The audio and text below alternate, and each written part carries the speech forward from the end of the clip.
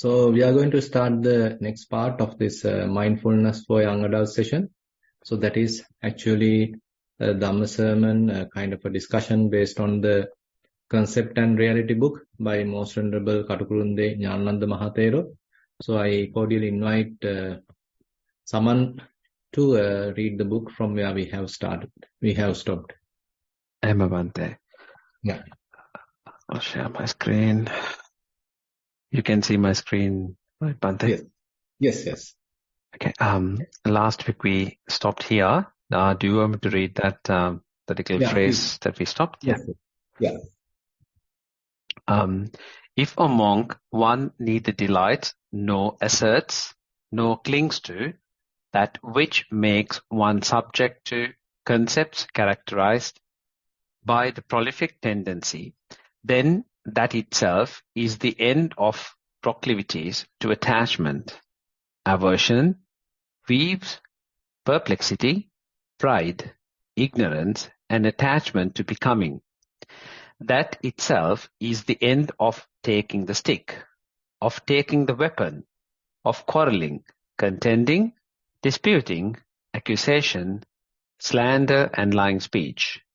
Here it is that all these evil unskilled states cease without residue. Okay, one moment, Savan. So basically, if I want to sort of recall what we were doing, actually we are discussing about how conceptual proliferation is taking place, and there Katukurunde Jnanananda Mahathero is referring one interesting sutta, which is explaining about the papancha, explaining about the conceptual proliferation. So that is nothing but the Madhupindika Sutta, which is available in the Majjhima Nikaya. So in this particular sutta, Buddha made a statement and he simply get up and went away. And at that moment, monks want to have a kind of a detailed explanation. So as a result of that, they approached Venerable Mahakaccana and they requested him to make an explanation, give a detailed explanation. So accordingly, Venerable Mahakaccana is the one given a detailed explanation. Now, this statement is actually a Buddha statement. So actually this is the statement that monks couldn't understand, and they were asking a detailed explanation about this particular paragraph that just now someone has mentioned. So that the Pali part, if you can little take it up, someone, that is where Buddha refers as how to say Yato nidanam bhikkhu purisam papancha sanya sanka samuda charanti ettache natti abhinanditabbang abhivaditabbang ajjosetabbang. So now that is the statement. So there are many prolific, maybe we can say very beautiful sights, very beautiful sounds, smells, tastes, tangibles, thoughts. So those are actually prone for someone to have certain amount of proliferation. So they trigger certain amount of proliferation. They actually entice certain amount of proliferation. But the restraint here is to avoid that. So typically they are leading towards what we call abhinanditabbang, abhivaditabbang, ajjosetabbang. So that means typically our mind go and delight in that. Again and again welcome that, and again adhere to that. But now the Buddha's statement is, someone is going against that grain, going against that trend. Now you can go a little bit down, someone. So the statement made by the Buddha is now translated by Jnanananda Thero. If, O monks, one neither delights in, nor asserts, nor clings to. So that is the kind of restraint that we are talking here. So typically those beautiful sights, sounds, smells, tastes, tangibles, mental objects are typically we are adhering to. Typically we delight in, we are asserting and we are clinging to. But now one is restraining oneself, training oneself not to do that. One is not delighting, neither delights, nor asserts, nor clings. And as a result of that, what is the result? Then that itself is the end of the proclivities to attachment and the aversion. We use perplexity, pride, ignorance, and attachment to becoming. Now all these are actually the what we call as the anusayas. In the Pali one, esevanto raganusayanam, esevanto patigahanusayanam, esevanto ditthanusayanam, esevanto vichikicchanusayanam, esevanto mananusayanam, esevanto bhavaraganusayanam, esevanto avijjanusayanam. So you can see that all the different forms of anusaya, all the different forms of latent tendencies are represented there. And so very much like now Buddha in a very short, very precise and we can say very compact way, Buddha giving us a method to overcome all these anusayas, overcome all these tendencies. So how? So that is by not doing this sort of delighting, not getting delighted with those prolific things, not getting attached to those delighted things or these prolific things, and not clinging to those prolific things. And actually, this is not the only place that Buddha has given this advice. Let me share us another place. This is actually available in the what we call Indriya Sangvara. It's called a Sangvara Sutta. And in this Sangvara Sutta, Buddha actually coming up, or rather giving a kind of an advice to monks. So let me share my screen, someone. I am going to share my screen. So this is Sangvara Sutta, which is available in the Samyutta Nikaya. There Buddha is giving Sangvarancha vo bhikkhave desiswami asangvarancha. Tang sunata sunata. So Buddha is asking, now I am going to tell you what is Sangvara and what is Asangvara. So that means how you are going to maintain proper restraint and how you are not going to maintain restraint. So there Buddha mentioned, Santi bhikkhave chakku viññaya rupa ittha kanta manapa piyarupa kāmuka sannita rajaniya tanche bhikkhu abhinandati abhivadati ajjosaya tittati. So the three words that repeated in the Madhupindika Sutta is again available here. Abhinanditabbang, abhivaditabbang, ajjosetabbang is the grammatical form available in the Madhupindika Sutta. Now here in the Sangvara Sutta, it's called abhinandati, abhivadati, ajjosaya tittati. So the same thing. So one is delighting with it, one is welcoming it, asserting it, and one is going into it, adhering to it. Now that is where Veditabba metam bhikkhave bhikkhuna parihayami kusalehi dhamme. Now this is the decline in yourself. So this is the decline in oneself in the spiritual path, because you are delighted with these all sense related objects. So whatever the sight, sound, smell, taste, so that those panchakama guna, whatever that external sense objects, those stimulations. Now you have crossed the road or crossed the limit. Now mind is involved with it. Now mind is delighted with it. Now the mind is welcoming it, again and again attaching to it. Now mind is completely with it, grasp with it, and now it adhere to it. Now you are in the downfall. So the opposite also Buddha mentioned. So that is called as the Sangvara. Now what is present Buddha mentioned is the Asangvara, how you are not being restrained. But the Sangvara is the opposite, that as in the Madhupindika Sutta mentioned, Nabhinandati, Nabhivadati, Najjosaya tittati. You are not delighting it with, and you are not welcoming it, and you are not adhering to it. So as a result of that, now you are in a way maintaining a mind which is detached. Certain amount of dispassion is there, that the freedom is there, because mind is not conditioned, mind is not colored because of those sensual objects. Now, the same thing is repeated in the Madhupindika Sutta. So if you are repeating such kind of a restraint, now Buddha says you are able to overcome all the latent tendencies. Aga anusaya, patiga anusaya, bhavaraga anusaya. So all different sorts of anusayas, now you are able to abandon, because you are going in an opposite track. So your way of behavior has completely changed. You are not promoting those latent tendencies. Instead, you are allowing them to fade away. So this is actually a kind of method now Buddha is coming up. If we recognize certain tendencies in our mind, certain habitual tendencies in our mind, all patterns in our mind, again and again we are being habituated. So if we want to overcome that, so this is the method.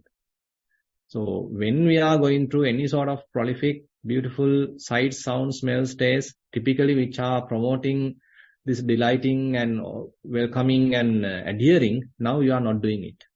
You avoid that as much as possible. You are restraining your mind. Okay, back to you, Sama. Okay, Bhante. On being requested by the monks who were perplexed by this brief discourse, Mahakaccana gives a detailed commentary, and in doing so, he pays particular attention to the word yato nidanam, owing to which. Hence, the concluding portion of the formula of sense perception begins with its correlative tato nidana, owing to that. The formula, therefore, is part of an attempt to illustrate how, lit on an account of what, these prapancha sanya sankha manage to overwhelm the worldling. Thus, our inferences based on the syntax of the formula are not without justification. Indeed, we may add in passing that in this sutta, which has been so aptly titled Madhupindika, honeyball, by the Buddha himself, owing to its immense richness of meaning, has not yet exhausted its flavor at the hands of the commentators. Now you can refer that footnote also, Saman, number 1. Yeah, Bhante. Okay. This said, Venerable Ananda addressed the exalted one thus, Lord, as a man overcome by hunger and exhaustion might come upon a honey ball, from each bit that he would taste, he would get a sweet, delicious flavor, which remains unimpaired. Even so, Lord is a monk who is naturally able in mind from each bit that he would examine with intuitive wisdom as to the meaning of its disquisition on Dhamma. He would get delight, he would get satisfaction for the mind. What is the disquisition on Dhamma called, Lord? Wherefore you, Ananda, may understand this disquisition on Dhamma as the disquisition of the honey ball. Yeah. Now, interestingly, now, when those monks go to Venerable Mahakaccana, so Venerable Mahakaccana give a detailed explanation as we discussed during last few weeks. And now they come and explain to the Buddha what is the explanation given by Venerable Mahakaccana. And now only they actually understood the deeper meaning of this whole thing, particularly the statement that just Buddha has mentioned. How one is basically avoiding that becoming delight or getting welcomed or getting adhered to. So one is maintaining certain amount of restraint. And that is causing to overcome all the defilements or overcome all the different kinds of latent tendencies. So that respect is also highlighted. And on the other hand, in this Madhupindika Sutta, so the explanation given by the Mahakaccana gives us a kind of a thorough understanding of the prapancha. You mean the conceptual proliferation. So that is another area that Buddha, the Venerable Mahakaccana has highlighted. And the very beginning of the sutta talks very briefly how Buddha gave a answer to Dandapani. So to his explanation to Dandapani, how Buddha is explaining his view or his way of teaching. That is another area. And on the other hand, there are certain parts still we didn't discuss, which are also in the Madhupindika Sutta. So likewise, the Madhupindika Sutta is very, very interesting, very, very deeper and fairly mind-related matters are very beautifully explained. So more we understand that, more we pay close attention to that, more we understand the beauty of it. the value of it, the benefit of it for our own practice. So in another way, we can understand to what extent Venerable Ananda has understood its beauty. Venerable Ananda has understood its say profound meaning. So still probably we might not have that amount of appreciation. We are simply trying to struggle and trying to understand what is mentioned there, because still we didn't understand the proper meaning of that, or how to apply these teachings to our own life, to apply these teachings to our own meditation. So the moment that we start appreciating that, we start learning from this particular sutta, Madhupindika Sutta, and using this to to develop our meditation, then only we are able to really appreciate this Madhupindika Sutta. Then only for us also it becomes really a honey ball. Every time, every direction we are tasting it, we may feel the beauty of it. So in a way, it's a kind of an invitation that we can see how those times, Buddha, the Arahants, Venerable Ananda, so these monks, how deeply they were looking at their minds. So nowadays we think that we are the intelligent people, and now the science is pretty advanced and people are quite intelligent. So we have that kind of a mentality. But still, we can see what a deeper psychological meaning is there in this Madhupindika Sutta. We are still trying to learn that. We still are unable to comprehend that amount, that say the psychological value or the meaning or the depth. Now, more we try to understand it, more we are practically using it, then only we are able to fully appreciate it.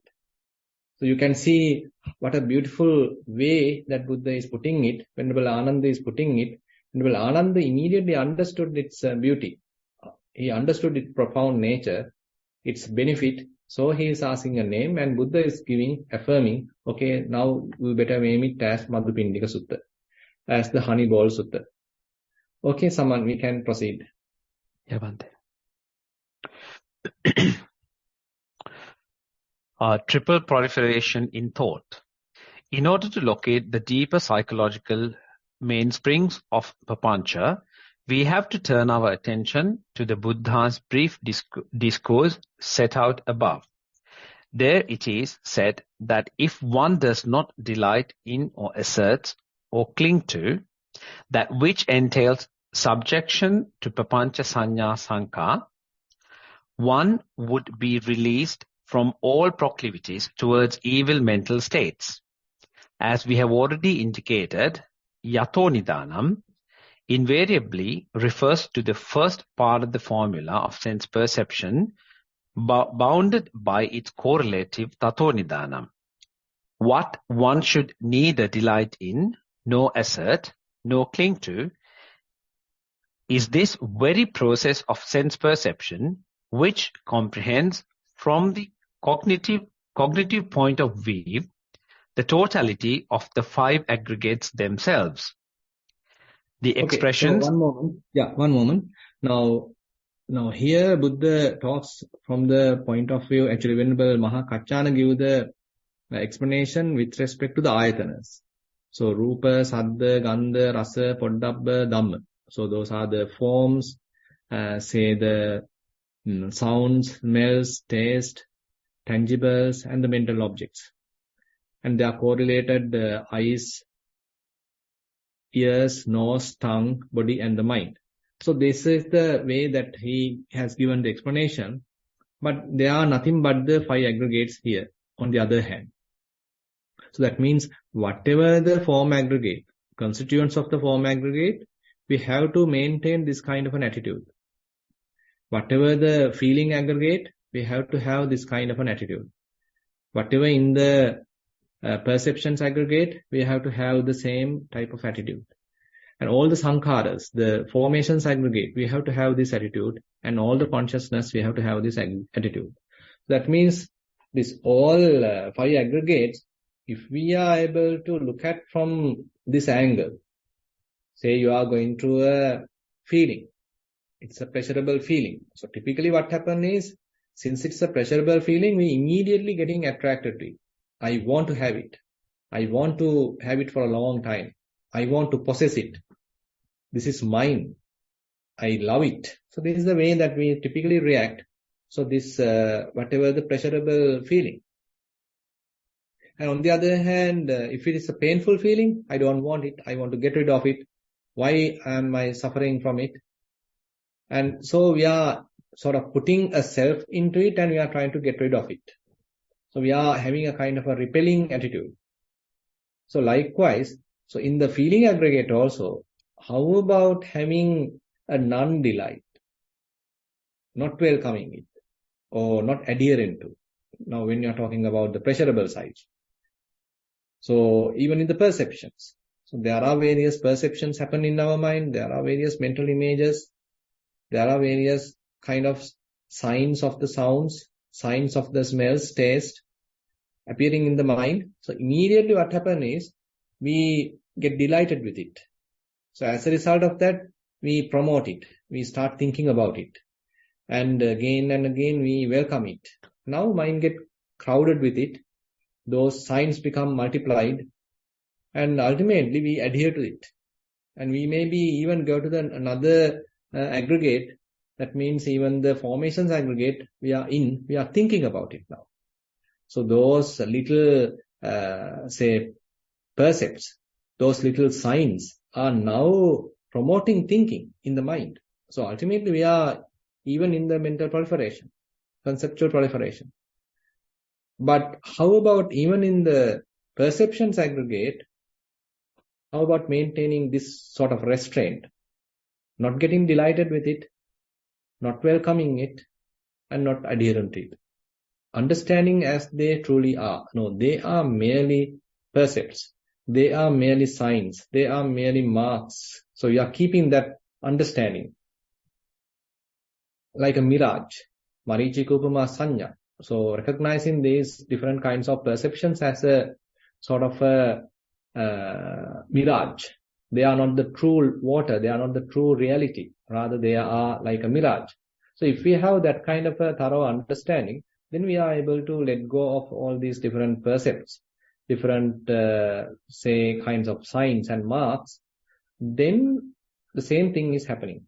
That means all the latent tendencies are slowly fading off. So we are not promoting that old pattern in the mind. We are not promoting that habitual pattern in our mind. Rather, those habitual tendencies are now slowly abandoning. Now, the same thing is there for the mental formations. Whenever a thought happens, so rather than thinking further, according to that thought, how about recognizing thought as a thought? So looking at it objectively, rather than promoting thinking, how about recognizing, oh, this is a thought. This is a sense-related thought. This is a thought related to the past. This is a thought related to the future. So now the mind is started to plan. So likewise, whatever the way, if we are able to properly tackle it, putting it in the correct position, in the proper perspective, then there's a fair chance to overcome all that conceptual proliferation. So that is the whole purpose of Chittanupassana, where we recognize different kinds of thoughts as merely thoughts. Saragan Chittan Tipajanati. Vitaragan Chittan Tipajanati. Now, whenever a lustful thought happens, you recognize, okay, this is a mere lustful thought. It is not my lustful thought, or it is not I am a bad person since I am having lustful thoughts. Rather, you recognize, okay, this is a mere lustful thought. Similarly, say you get a vitaraga. That means assume that you have a nekkhamma, kind of a renunciative thought. So rather than immediately jump into it, so you recognize, okay, this is a renunciative thought. This is another thought. And that thought also now slowly abandoned. Mind become more and more clean, calm, relaxed, because you are not promoting thinking. You are not promoting kind of an obsessive way of thinking. So the mind is fairly calm, relaxed, and you are having a kind of a clarity of the mind. So if we are able to do that sort of a practice, so as Buddha highlights here, so that very method is causing to abandon all the latent tendencies. We are not promoting those latent tendencies. Instead, latent tendencies become weaker and weaker. Okay, Saman, we can proceed. Yeah, but the expressions delighted in, asserting, and clinging to correspond to respectively to tanha, craving, mana, conceit, and ditti, weaves, bound up with the notions of I and mine. This marks the intrusion of the ego into the field of sense perception. In fact, from the wordling's point of view, it is no intrusion at all.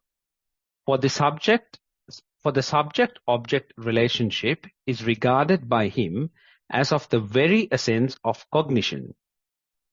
As portrayed by Mahakachayana's formula, the latent illusion of the ego awakens the stage of Vedana, and thereafter the vicious duality is maintained until it is fully crystallized and justified at the conceptual level.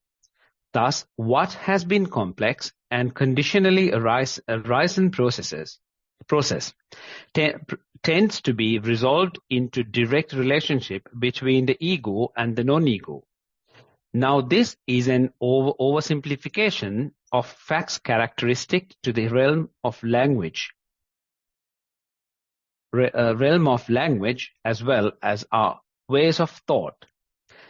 The label I, thus superimposed on the complex contingent process, serves as a convenient fiction of thought or a shorthand device, and it is in fact one of the shortest words in many a language.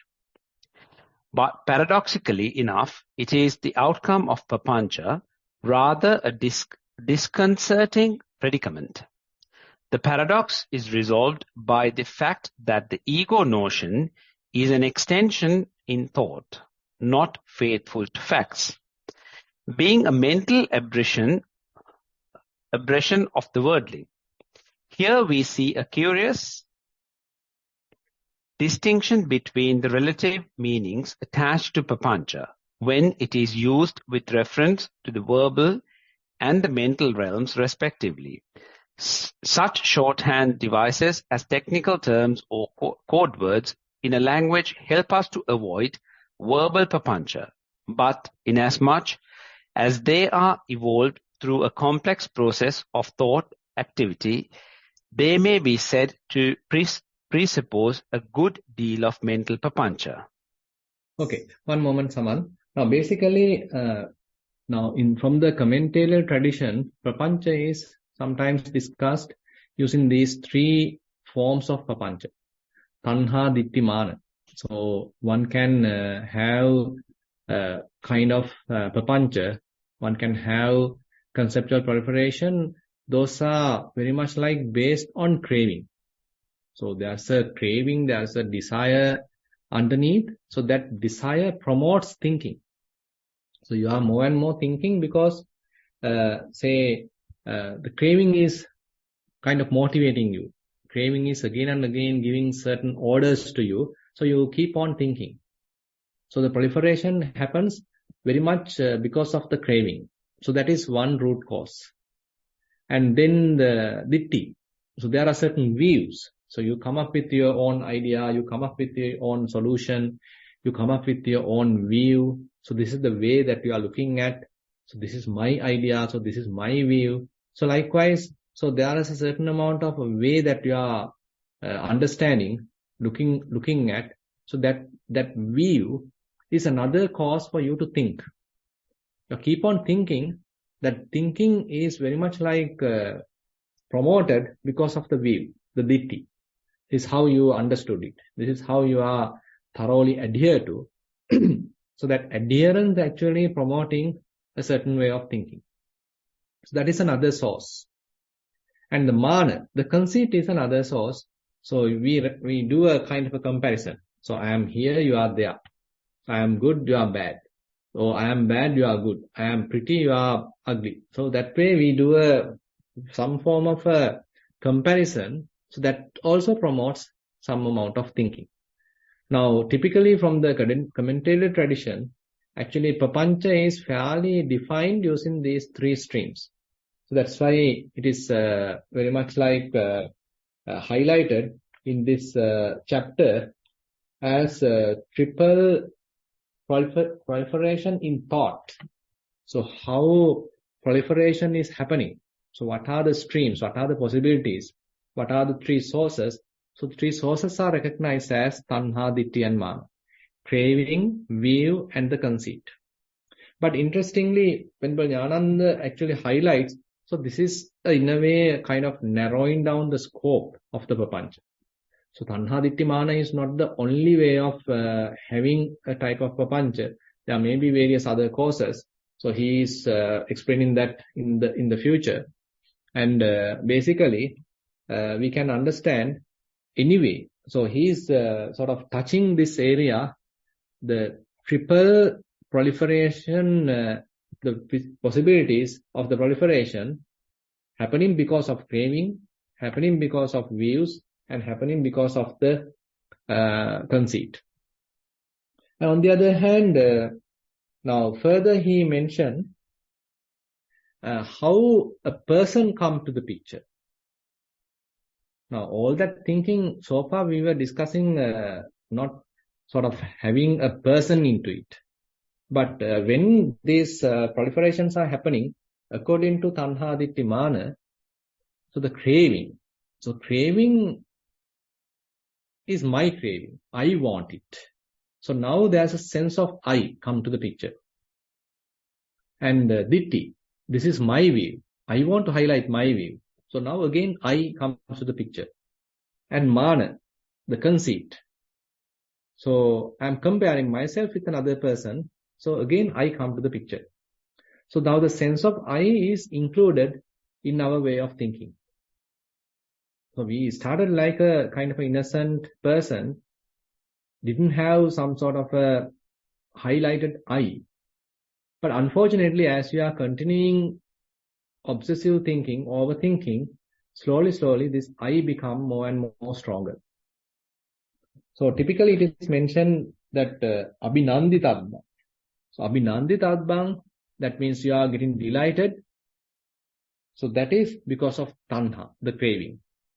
When it comes to abhivaditabbang, that is welcoming, that asserting, that happens because of the conceit.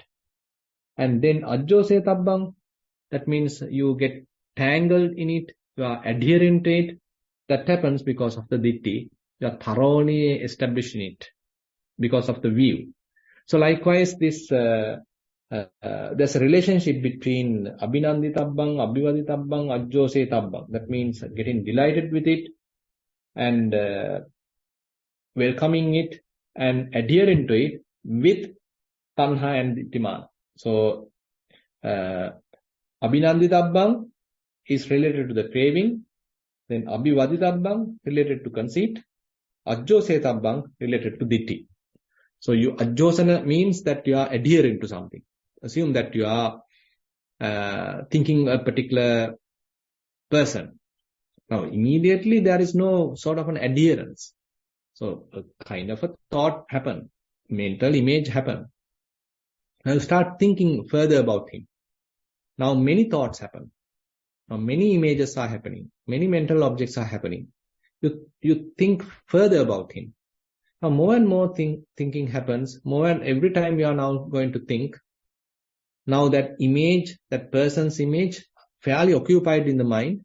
So very much like now the mind adhered to that.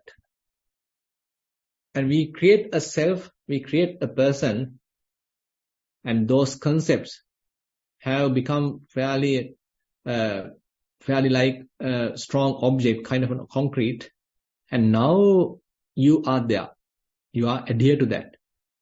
So we can see, initially they started as a very, say, minor nuances. So minor, minute kind of thoughts, minute kind of images, minute kind of feelings. But more and more we are delighted with it, more and more we are adherent to it. So then they are growing, and ultimately, so we make that as a very strong something. It becomes something. We have objectified it. Now, whatever the concepts, now we have objectified that. So it becomes a strong subject. So it becomes a strong object. And how it is happening in the mind, how we are slowly weaving the net, and ultimately we get trapped in it. We objectified it, and ultimately we become trapped in it. We overwhelmed by that. So that is something actually we need to look at our minds.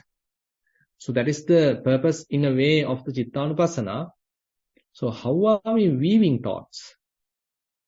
So when mind starts thinking, rather than we promoting thinking, how about step back and look at how mind is trying to tempt us for think? How mind is inviting us to participate? How mind is tricking us to participate in thinking? Now, if we are able to look at in that way, then thinking become not necessary sometimes.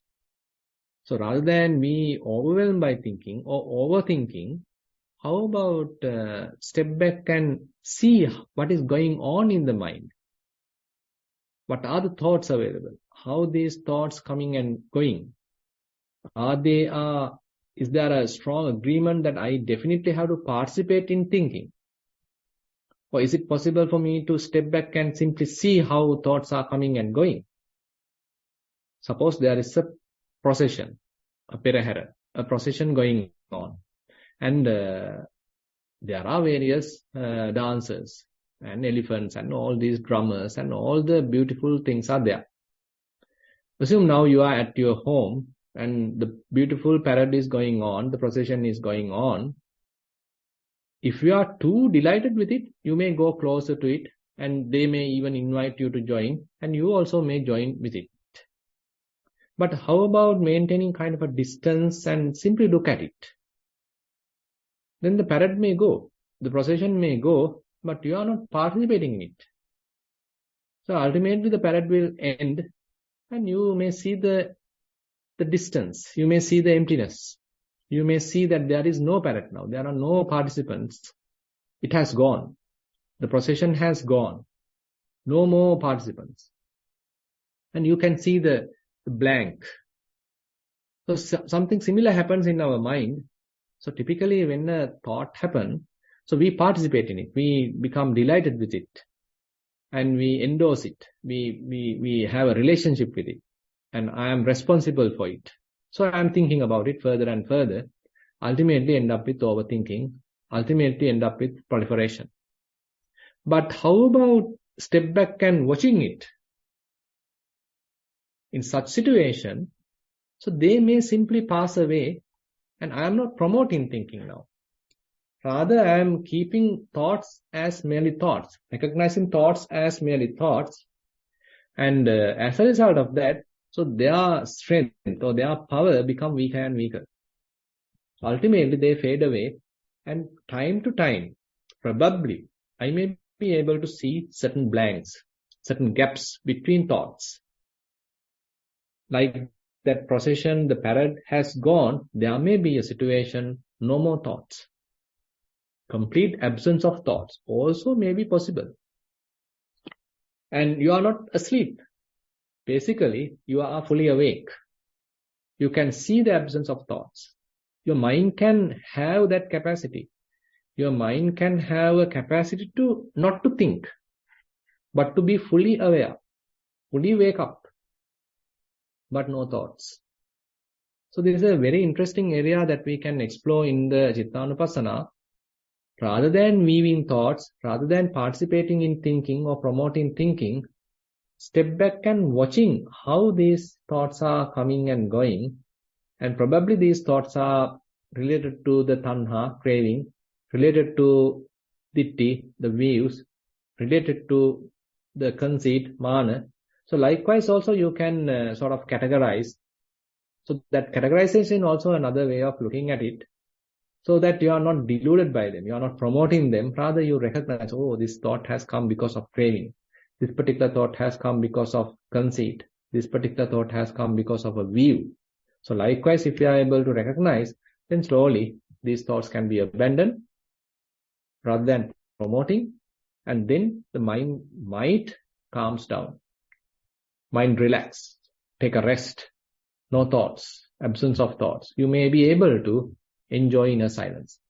Okay, I think we can stop here, and probably we'll take further from next week.